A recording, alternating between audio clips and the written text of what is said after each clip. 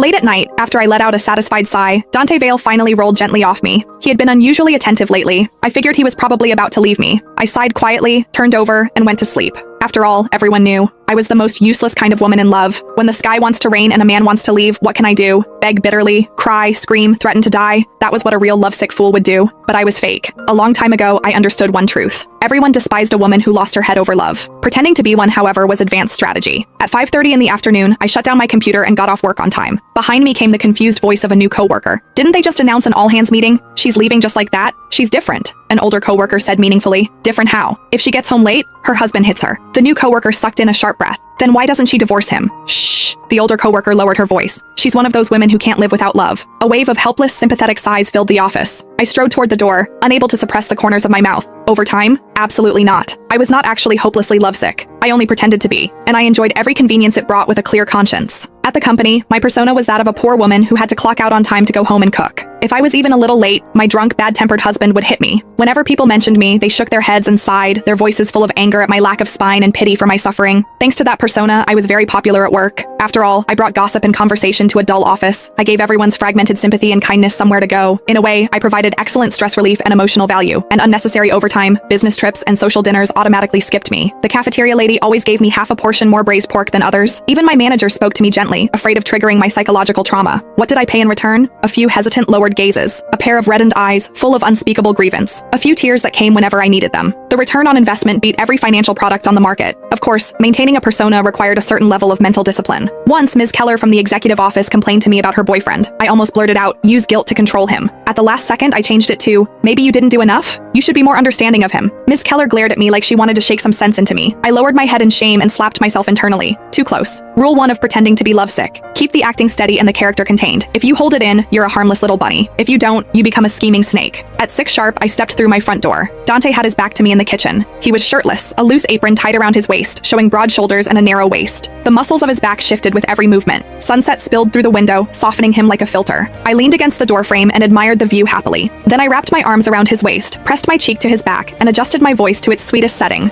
Darling, you work so hard. You cook for me every day. It makes my heart ache. Dante turned his head to look at me. A smile rose in those naturally melancholy eyes. I made your favorite sweet and sour ribs. Go wash your hands. My eyes curved into 2 little crescents as I looked up and smiled. Okay. I had a soft, round little face. I knew I looked adorable when I smiled like that, and I knew he liked it, of course. Dante had no idea that I had turned him into an abusive husband in the eyes of my company, and my coworkers had no idea I wasn't even married. What did it matter? They would never meet anyway. This was the power of information gaps. That night, I was lying in bed watching a show when a firm chest silently pressed against my back. His breathing was heavy as he nibbled my earlobe. Before long, I had no idea what heaven or earth was anymore. I was floating somewhere above the clouds. Recently, Dante had been trying far too hard in bed. His sense of service was almost absurd. But whenever his dark, emotional eyes looked at me, there was always something complicated in them. Guilt, maybe, or reluctance. After I sighed in satisfaction, Dante got up gently, wrung out a warm towel, and cleaned me with careful, focused movements. I sighed inside. Dante was probably going to leave. 2 years ago, I met him while running by the river at night. He was sitting alone on the railing, staring at the water. I thought he was about to jump, so I rushed over and hooked him off the railing with one arm. The world is beautiful, handsome. Don't give up. He got up from the ground and looked at me. The wind lifted the hair on his forehead, revealing an outrageously beautiful face. I froze. Expressionless, he said 3 things. I was enjoying the wind. Take your hand off my waist. And my ankle is injured. Because of you. He said he had nowhere to go, so I had no choice but to reluctantly take him home to recover. That recovery lasted 2 years. At first, he was silent, distant, and indifferent. Later, he reluctantly spoke a few sentences. Then came soft whispers and tangled intimacy. Now, he handled all the housework. All of this came from my daily sweet talk, top-tier emotional support, and acting skills polished to perfection. You could say he had been cultivated pretty well. But not long ago, I accidentally learned that Dante's real identity was that of a super-rich heir. He had run away from home for 2 years because of family conflict. That day, through the glass, I saw his face turn so cold it was almost unfamiliar as he spoke into the phone. Don't worry, I'll go back for the arranged marriage. Her? I'm just casually dating her. I can break up anytime. No need for you to intervene. She's a hopeless romantic. If I say it directly, she'll make a fuss. I'll just leave quietly. I walked 3 laps around the residential complex in silence. Before I finished the 3rd lap, I had already figured it out. The gap between our backgrounds was too wide. Dante and I were not possible. Our feelings were not deep enough for either of us to fight the world. If I were truly lovesick, maybe I would beg, cry, and threaten to die so he wouldn't leave. But I was fake. Adults should leave with dignity. Part peacefully. Keep the door open. If I fell on hard times later, maybe I could still rely on our old affection and ask him for a favor. Once I figured that out, I went upstairs, opened the door, and sweetly called him darling.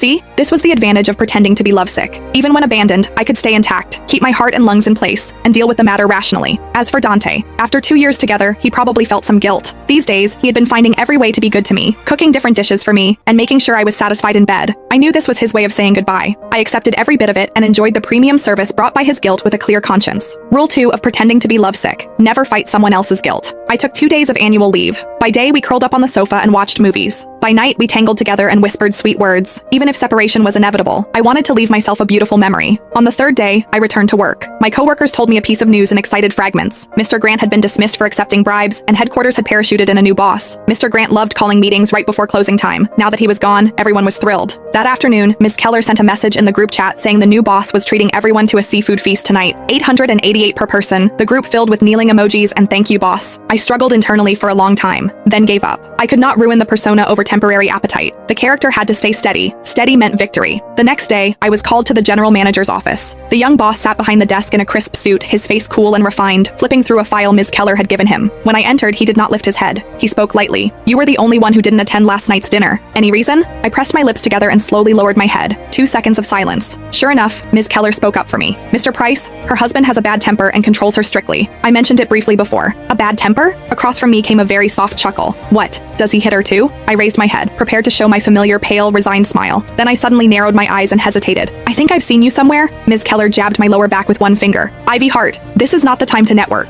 I stared at the young man across from me. He sat back in the leather chair with one leg crossed over the other, lips lightly pressed, head slightly tilted. His expression was almost a smile, but not quite. That expression. "Rowan Price? Chubby Rowan?" I blurted it out. The corner of Rowan's mouth twitched. With a mocking expression, he spoke slowly. "So you're saying Ivy Hart, the class monitor who once chased boys around the schoolyard with a pointer, is now a lovesick doormat who gets hit by her husband if she gets home late?" My heart sank. It was over. Back then, my nickname was Ivy the Tyrant. I had been entrusted by our homeroom teacher with the glorious duty of managing all the unruly boys in class, and I had been very arrogant about it. The Rowan Price before me had been one of the boys I hit the hardest. Not only because he was fat and ran slowly, but also because he had a sharp mouth. Every time I pinned him to the ground, he would still crane his neck and shout, "Ivy Hart, you'll never get married in this life," or "Don't come begging me to marry you later." Who would have thought boys changed this much? That chubby kid had transformed into a tall, handsome, rising executive. Even his once grating voice had become a low baritone. I adjusted quickly. Surprise, regret, nostalgia, then red eyes. Finally, a self-mocking smile. That's all in the past. We were young then. I can only say, well, everyone meets their match. Rowan folded his arms and said nothing. A sarcastic curve hung on his mouth. His face clearly said, "Do you think I'm stupid?" After I left the general manager's office, Ms. Keller looked at me with a complicated expression. "Ivy, are you doomed?" Ms. Keller was right. A person close to leadership was close to leadership for a reason. Her judgment was sharp. For the next period of time, Rowan went insane. He targeted me everywhere. Matters that could have been synced by email had to be reported verbally in his office. I had never done fieldwork, yet he made me accompany him to inspect factory lines. I was in planning, yet he named me to take meeting minutes. My workload suddenly multiplied several times. Fortunately, when I went home, I had Dante. That day, Rowan called me into his office again to revise a proposal. I got home 40 minutes late. When I opened the door, steak, red wine, and flowers were already on the table. Dante wore a formal white shirt with the sleeves rolled to his forearms, exposing firm lines. In the candlelight, he smiled at me. "Ivy, happy 2nd anniversary. Darling." I flew toward him like a little bird and wrapped my legs around his waist. He caught me steadily. That night, at the moment my eyes lost focus, Dante suddenly gripped my wrists. His strength was startling. "Ivy,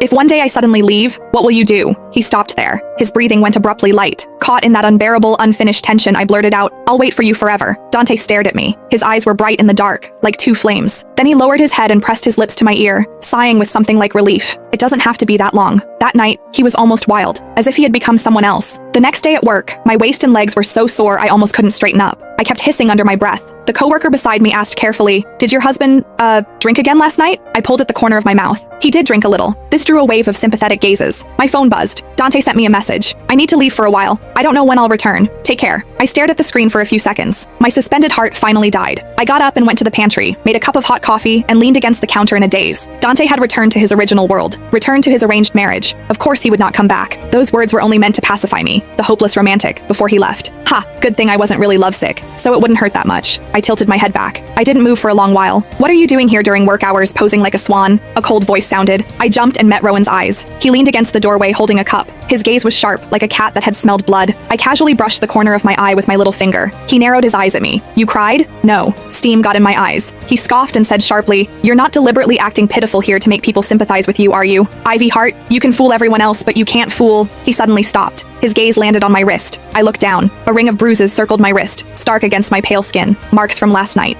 Rowan's gaze didn't move away. It stayed fixed on my wrist like it had caught something alive. The pantry felt suddenly too quiet. The hum of the fridge, the distant clicking of keyboards outside, everything sharpened, like my body had decided to remember how to be perceived. I instinctively pulled my sleeve down. Too late. Rowan stepped forward once, slow and unhurried, like he had all the time in the world to ruin my carefully maintained life. You're not very good at acting, he said flatly. I let out a small, practiced laugh. Soft. Helpless. Harmless. My sleeve caught on a drawer handle, I said. It looks worse than it is. He didn't respond immediately. That was worse than an argument. Then he reached out. Not toward me, past me. He grabbed the edge of my cuff and tugged it up just enough to expose the bruising fully. Finger marks. Clear. Imprinted. Not accidental. Not furniture-shaped. His expression changed slightly. Not shock. Calculation. Oh, he said quietly. That's not a drawer. My throat tightened, but my face stayed obediently soft. The kind of softness people wanted to rescue, not question. You're misunderstanding, I said gently. It's nothing serious. Rowan let go of my wrist. But his eyes didn't leave it. When did this happen? Last night. A pause. Then, almost lazily, from your husband? The word husband landed heavier than it should have. I smiled faintly. He gets like that sometimes when he drinks. There it was. The line. The one I'd built my entire workplace identity on, like scaffolding around a hollow room. Rowan exhaled through his nose, almost amused, but there was no humor in it. You really committed to this role, he said. I'll give you that. I blinked. That wasn't the reaction I was used to. Most people softened. Pitted. Looked away. Rowan looked like he was trying to solve me. I adjusted my expression automatically, downcast eyes, faint tremble, the whole performance sliding into place like muscle memory. I'm fine, I said. Thank you for your concern, Mr. Price. His eyes flicked up at that. Something sharpened again. You're fine, he repeated slowly. Sure. He stepped back. For a moment I thought that was it, dismissal, retreat, end of interaction. But then he added, almost casually. Come to my office after lunch. My stomach dropped slightly. Is there an issue with the proposal? No. Then. Rowan looked at me properly now. Not as an employee. Not as Ivy Hart, tragic office rumor. But as something pinned under a microscope. I just want to confirm something, he said. Then he turned and left the pantry like he hadn't just rearranged the air in it. Lunch tasted like nothing. I sat with my coworkers, nodded at the right moments, laughed softly at the right jokes. Someone mentioned Dante again, my drunk husband, my carefully curated tragedy. Hope he didn't give you trouble last night, one coworker said sympathetically. I smiled. He was fine, I said. A perfect answer. Safe. Controlled. No one noticed that I didn't finish my food. At 2:17 p.m., I stood outside Rowan's office. Knocked twice. Come in. Same voice. Different weight now. Inside, the blinds were half drawn. The office felt colder than the rest of the building, like it had been designed to discourage lies from surviving long inside it. Rowan didn't look up from the file. Close the door, he said. I did. Then I stood there, hands folded, posture small, obediently awaiting judgment like a well-trained narrative device. He finally looked up. Sit. I did. Silence stretched. He flipped a page. Then another. Then he said, without preamble. You don't have a husband. My heart didn't jump. It paused. Like it was checking whether it needed to participate in this conversation at all. I blinked once. Then smiled. A little confused. A little hurt. A little perfectly calibrated. I'm sorry. Rowan leaned back in his chair. I checked. That word, checked, made something unpleasant shift under my ribs. He continued calmly. No marriage registration. No shared address records. No emergency contact listed under a spouse. No medical beneficiary. A faint smile touched his mouth. You've been telling a very consistent story, Ivy. My fingers tightened slightly in my lap. Still soft. Still harmless. That sounds like an invasion of privacy, I said lightly. Don't dodge. The air tightened again. Rowan tilted his head. Who are you lying to, he asked. Me, or them? A beat. Then, quieter. Or yourself. Something in my chest pulled sharply. Not fear. Annoyance. Because this wasn't supposed to happen. People weren't supposed to look too closely. People were supposed to nod, sympathize, move on, and occasionally slip me extra braised pork. I exhaled slowly, lowering my gaze. You're misunderstanding, I repeated softly. I just don't like trouble. The easiest way to avoid it is to keep things simple. Rowan watched me for a long moment. Then he stood, walked around the desk, stopped right in front of me. Too close for a boss. Too deliberate for a stranger. You're not avoiding trouble, he said. You're managing people. My smile almost slipped. Almost. He crouched slightly so we were at eye level. And whoever bruised your wrist, he added quietly, isn't part of that management plan, is he? My breath caught for half a second. Then I laughed softly. A small, embarrassed sound. Mr. Price, I said gently, you're overthinking it. Rowan didn't move. Neither did I. For the first time since I started my very carefully maintained life, I couldn't immediately predict which direction someone was about to push me. And worse. I couldn't tell if he was trying to expose me. Or protect me. For a moment, neither of us moved. Rowan stayed crouched in front of me like he was waiting for a version of me that didn't know how to lie. I, unfortunately, had many versions. The one people at work knew. The one Dante knew. And the one I used when things got dangerous. I chose the safest face. A soft blink. Slight confusion. A faint tilt of the head. Mr. Price, I said gently, are you trying to build a case against my imaginary husband? A pause. Then Rowan let out a short laugh. Not amused. More like disbelieving. You're doing it again, he said. Doing what? That thing. His eyes sharpened. Where you turn yourself into something fragile so nobody looks too closely. My smile held, but the air in my throat didn't feel as easy anymore. He stood fully now, stepping back just enough to stop the closeness from becoming something else. I don't care whether you're married or not, he continued. But I do care about workplace liability. If someone is hurting you. I'm not being hurt, I cut in softly. Too quickly. Too clean. Rowan went quiet again. That silence, again, was becoming a problem. He picked up a pen, turned it between his fingers. Then, almost casually. Then show me your wrist again. My stomach tightened. I already explained. Show me. Not loud. Not angry. Just certain. I hesitated. That hesitation was enough. Rowan's gaze lowered slightly, like he had just confirmed something he already suspected. Slowly, I pulled my sleeve up again. The bruises were still there. Less dramatic under office lighting. Still unmistakable. He stared at them for a long moment. Then he spoke, quieter this time. You're not scared of him, he said. It wasn't a question. I looked up. Of course I am, I said, almost lightly. That's why You're scared of something else, he interrupted. My fingers stilled. Rowan straightened slightly, studying my face like it was a document he refused to accept at face value. You're scared of what happens if people stop believing your story, he said. A beat. Then. Because then you lose control. My smile finally faltered. Just for a second. But he saw it. Of course he did. Rowan exhaled, looking away briefly like he was annoyed at himself for caring. Then he turned back. I'm going to ask you once, he said. And you're going to answer honestly, or don't answer at all. My pulse shifted. He continued. Who did that to you? The question wasn't new. People had asked me versions of it before. But they always asked it the wrong way, soft, pitying, already expecting me to collapse into it. Rowan wasn't doing that. He was waiting. Like he'd decide what to do based on the truth, not my performance of it. I lowered my eyes. Carefully. My husband, I said again. A beat. Then Rowan leaned back slightly, exhaling through his nose. Still with that story. I didn't respond. Because responding would mean adjusting. And adjusting meant risk. He walked back behind his desk, but didn't sit. Instead, he picked up his phone. I tensed slightly. What are you doing? Confirming something, he said. My smile stayed in place. But something colder moved under it. Mr. Price, I said softly, this is becoming inappropriate. He didn't look up. I already told you, he replied. I don't care about your fake husband. That word hit like a small crack in glass. Fake. Rowan tapped the screen once. Then again. Then paused. His expression changed slightly. Not surprise. Recognition. That was worse. He slowly looked up at me. Ivy Hart, he said, quieter now. There is no marriage record. My fingers went still. The office felt suddenly too large. Too bright. Too exposed. Rowan continued, voice steady. But there is a restraining order filed under a different name. My breath stopped for half a second. Not fear. Not panic. Calculation. Because that was not my file. That was not my system. And I only knew one person rich enough and hidden enough to generate that kind of paperwork without public trace. Rowan watched my face carefully now. You didn't think I'd actually check, he said. A faint, almost tired smile. I think you've been relying on people not checking your whole life. My mouth opened slightly. Then closed again. For once, I didn't have a prepared line. Rowan stepped around the desk again. This time slower. Less aggressive. More certain. You're not in trouble, he said. Not with me. I let out a small breath I didn't realize I was holding. Then he added. But someone is lying to you. My head lifted slightly. Something in my chest tightened. Rowan's eyes narrowed, like he was watching for the exact moment a mask would split. You said your husband left you, he said. Right? I nodded slowly. That's what I thought. He picked up a thin folder and placed it on the desk between us. I found him, he said. The room went very still. Even my thoughts. Paused. Rowan didn't open the folder. He just looked at me. And Ivy, he said quietly, he's not where you think he is. A beat. Then softer. He's not the one who left. For a second, I didn't move. Not because I was frozen. Because my mind was already running ahead, sorting possibilities, discarding emotions like unnecessary noise. Rowan was watching me too closely. That meant whatever he was about to say next mattered less than what I chose to show him now. So I smiled. Small. Controlled. Almost apologetic. Mr. Price, I said gently, you really shouldn't investigate your employees' personal lives this deeply. His eyes didn't change. That's not an answer. I tilted my head. Neither was what you just said, I replied softly. A silence stretched again. But this one felt different. Less like pressure. More like a trap tightening from two sides. Rowan finally opened the folder. He didn't slide it toward me yet. Just held it open. Inside were printed pages, photos, timelines, fragments of records. I didn't look directly. I didn't need to. Rowan spoke instead. Dante Vale, he said. That's the name you gave us. My fingers stayed folded. Your husband, who drinks, gets violent, disappears, comes back. A pause. Then, quieter. The man doesn't exist in any domestic registry under that profile. My smile stayed. But it felt slightly farther away from me now. Rowan continued. But a Dante Vale does exist, he said. Just not as your husband.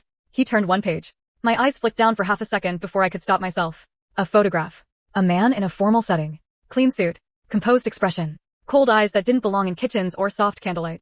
Not the Dante who pressed his forehead into my shoulder at night. Not the one who tied an apron loosely around his waist and asked if I liked it salty or sweet. This one looked like someone who didn't cook. Someone who signed things that changed other people's lives. Rowan watched me carefully. You've been living with someone under a constructed identity, he said. Which means either you were deceived. His voice lowered slightly. Or you were chosen. That word hit differently. Chosen. Not abandoned. Not pitted. Chosen. My throat tightened for the first time. But I still didn't speak. Rowan leaned slightly forward. I don't know what your arrangement is, he said. But this Dante Vale, real one, returned to his family's corporate structure last week. A pause. And immediately requested a security file on someone named Ivy Hart. My stomach dropped in a quiet, controlled way. Not dramatic. Not visible. Just internal recalibration. Rowan closed the folder. I think your fake husband problem, he said, might not be fake at all. For the first time, my mask didn't slip. It just recalculated. Because this wasn't about feelings. It wasn't about romance. It wasn't even about danger in the way people usually meant it. This was overlap. Two stories that weren't supposed to touch each other finally colliding at the edges. Rowan straightened. You can keep pretending, he said. But you should understand something. He looked at me directly. If someone is tracking you, then your little workplace persona isn't protection. A beat. It's visibility. The room felt quieter after that. He slid the folder slightly closer. Not forcing. Offering. I'm not telling you what to believe, Rowan added. I'm telling you what I found. I stared at the edge of the folder. Then at him. Then, softly, I spoke for the first time in a while without performance. Why are you involved in this? Rowan paused. Just a fraction too long. Then he gave a half shrug that didn't fully reach his shoulders. Because you're either being hunted, he said, or you're already inside something you don't understand. His eyes sharpened again. And either way, he added, quieter, you're doing a terrible job of surviving it alone. A beat. Then he stepped back. As of now, he said, returning to professional tone like a wall sliding back into place, you're off field inspections. You'll stay in internal planning. I blinked. That wasn't a request? No. I studied him for a long moment. Then I gave him my smallest, safest smile again. Understood, Mr. Price. He watched me like he didn't believe a single word I said. But he let me go. As I stood and turned toward the door, his voice followed once more. Ivy. I stopped. Didn't turn. If your husband comes back, he said, don't meet him alone. A pause. Then, quieter. Not this time. I opened the door. And stepped out into a building that suddenly felt like it had been listening the whole time. The moment the door closed behind me, the air outside Rowan's office felt too normal. Too loud. Too ordinary. People were typing. Someone was laughing near the elevators. A printer jammed somewhere down the hall with a familiar, irritating stutter. But my thoughts weren't in the building anymore. They were still inside that folder. Dante Vale. Real identity. Security file request. Chosen. I walked back to my desk on autopilot, sat down, and opened my computer like muscle memory could override the fact that something had just quietly shifted under my entire life. Ivy, someone called softly from the side. Everything okay? You look pale. I smiled immediately. Soft. Perfect. Familiar. I'm fine, I said. Just tired. They nodded sympathetically and turned away, satisfied. Of course they were. My story still worked. That was the problem. It still worked too well. At 6:03 p.m., I left work later than usual. Not because I had to. Because I didn't trust going home immediately. I walked slowly through the streets outside the building, letting the noise of the city replace the silence in my head. Rowan's words kept replaying. He's not the one who left. I stopped at a corner shop, bought bottled water I didn't need, and stood there too long pretending to check my phone. My reflection stared back faintly in the glass. Same face. Same harmless expression people always trusted. But now it felt like a mask someone else had started tapping from the inside. My phone buzzed. One new message. Unknown number. No preview. Just a single line. You've been seen again. My fingers went cold. I didn't open it immediately. Instead, I locked the screen, slid the phone back into my pocket, and forced my breathing to stay even. This was not random. This was not workplace gossip. This was not even Rowan. This was continuity. A system that had already been running before I ever met Dante. Before I ever decided to become lovesick. Before I ever learned that acting weak made people reveal more than acting strong ever could. I started walking again. Slower now. More deliberate.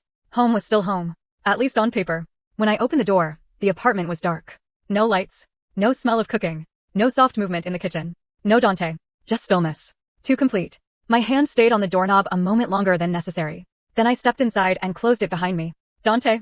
I called softly. Silence answered. I moved carefully through the space, switching on lights one by one. Living room. Empty. Kitchen. Clean. Bedroom. I stopped. The bed was made. Too perfectly made. Not like someone who had left in a hurry. Like someone who had erased their presence before leaving. On the nightstand sat a small envelope I hadn't seen before. No stamp. No handwriting on the front. Just my name. I didn't open it immediately. I already knew that feeling. The feeling of being watched through time instead of space. Still, I sat down on the edge of the bed and tore it open. Inside was a single card. No letter. No explanation. Just a printed line. Stop pretending. It won't protect you from us. My grip tightened slightly. Not fear. Recognition. Because this meant this wasn't just Dante anymore. And it meant Rowan, whether he knew it or not, had just stepped into something that had already been circling me for a long time. My phone buzzed again. This time, a saved contact name appeared automatically. Dante.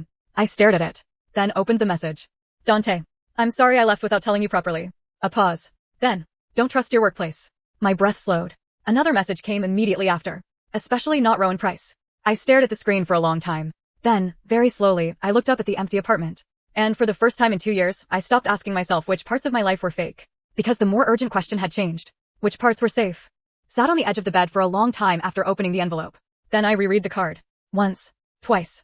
Then a third time, just to confirm it wasn't improving with familiarity. Stop pretending. It won't protect you from us. I exhaled slowly. Dramatic, I muttered. If someone was going to threaten me, they could at least invest in better phrasing. Us was vague. Vague was lazy. Lazy was offensive. I flipped the card over. Blink. Of course. No signature. No logo. No useful information. Just the emotional intelligence of a tabloid headline. I leaned back slightly, staring at the ceiling. So, either someone had noticed my workplace persona and was trying to intimidate me, or someone was trying to sound like they had noticed my workplace persona and was trying to intimidate me. Those were very different problems. One required caution. The other required eye contact and silence until they went away. My phone buzzed again. Dante. I stared at the name longer this time before opening it. Dante. I'm sorry I left without telling you properly. I tilted my head. Properly? Had there been an improper way he usually left? Because in my experience, Dante leaving always involved clean rooms and emotionally inconvenient timing. Another message followed. Dante. Don't trust your workplace. I blinked. Then slowly sat up straighter. Now that was interesting. A third message came immediately after, like he'd been holding it back. Dante. Especially not Rowan Price. I stared at the screen. Then I laughed once, quietly. Not because it was funny. Because of course it was Rowan. I leaned back again, phone resting on my stomach, and thought about it. Rowan, who had decided my entire life was a fraud investigation. Dante, who had decided my entire workplace was suspicious. And me, apparently, the only consistent element in both stories, currently lying on my bed like none of it affected me at all. I rolled my eyes. Men, I said to the ceiling. Always overcomplicating things. My phone buzzed again. This time, not Dante. Work group chat. Miss Keller. New announcement. Monday team restructuring. Everyone report to conference room A 9 o'clock sharp. No exceptions. Followed by. Also, Mr. Price will be personally reviewing staff conduct. A wave of replies exploded underneath. Prayers. Crying emojis. Someone asking if personally meant emotionally or physically. I stared at the message for a moment. Then sighed. So that was it. Rowan wasn't investigating me like a mystery. He was just doing what new bosses always did when they wanted control, tightening screws and calling it leadership. And I had apparently become one of his favorite screws. I sat up fully, swinging my legs off the bed. Personally reviewing staff conduct, I repeated under my breath. Then I smiled. Small. Interested. That was not fear. That was opportunity. Because there were only two kinds of people in offices like this. People who got crushed by sudden scrutiny. And people who learned exactly how to be unforgettable under it. I stood, smoothing my clothes. If Rowan wanted to stare at my conduct, I could absolutely give him a performance worth watching. After all, I had built an entire career on being the kind of woman everyone misunderstood in the exact way that benefited me. And Dante? Well, if he wanted to vanish and return with dramatic warnings, that was his hobby. I grabbed my phone, typed a reply to Dante, paused, then deleted it. No need to respond emotionally. That was amateur work. Instead, I sent. Noted. Be safe. Then I set the phone down and looked at my reflection in the dark window. Soft face. Gentle eyes. Perfectly harmless expression. I smiled at myself. All right, I said quietly. Let's see what Mr. Price is planning. And for the first time all day, I actually felt awake. I lay there for a second longer than necessary, then pushed the envelope aside like it was mildly annoying rather than threatening. Stop pretending. It won't protect you from us. I snorted. If you're going to threaten someone, at least use better grammar, I muttered. My phone buzzed again. Dante. I opened it. Dante, don't trust your workplace. Dante, especially not Rowan Price. I stared at that last line, then exhaled through my nose. So now we're doing group paranoia, I said flatly. Another buzz. Work chat. Miss Keller, Monday meeting. Mandatory. Mr. Price is doing staff review. I sat up slowly. Of course he is. Monday came too fast. Conference room A was already full when I arrived. Everyone looked like they'd accepted their own demotion emotionally in advance. I slid into a seat, face soft, eyes downcast, automatic mode. Perfect IV heart. Fragile, overworked, tragically misunderstood. The door opened. Rowan entered. Suit sharp. Expression sharper. Silence dropped instantly. He didn't sit. Just looked around the room once. Then stopped on me for half a second longer than anyone else. Of course. Morning, he said calmly. We're doing a quick review of conduct, communication, and inconsistencies. A few nervous laughs. No one understood what that meant. I did. Rowan began calling names. One by one. Simple questions. Work habits. Attendance. Routine. Until. Ivy Hart. My name landed cleanly. I stood immediately. Soft posture.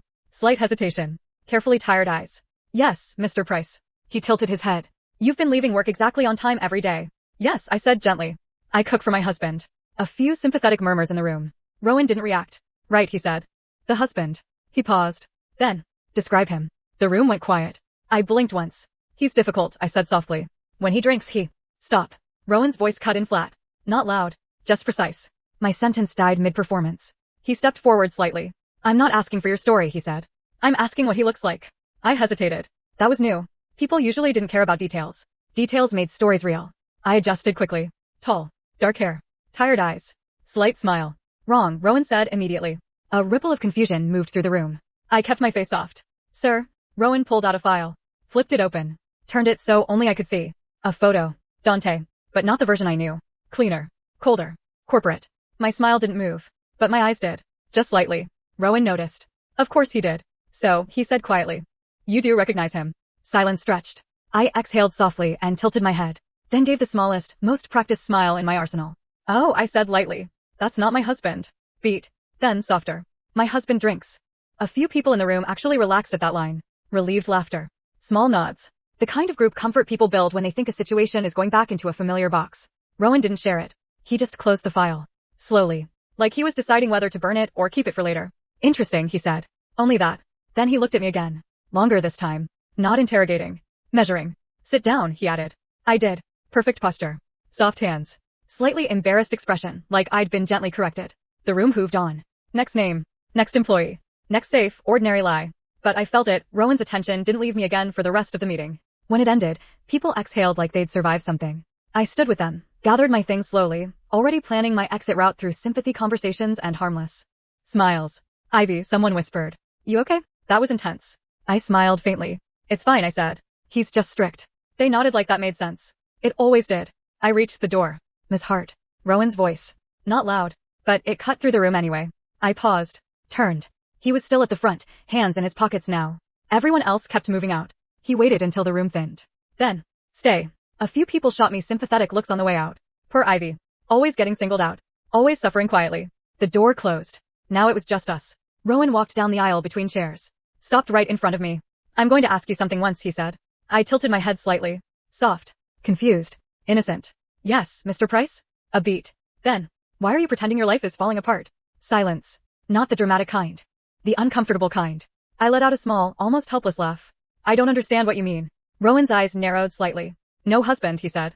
No matching records. No consistent timeline. You leave work early, but you're never absent. You collect sympathy like it's currency, and everyone around you adjusts their behavior to protect you. He paused. Then, quieter.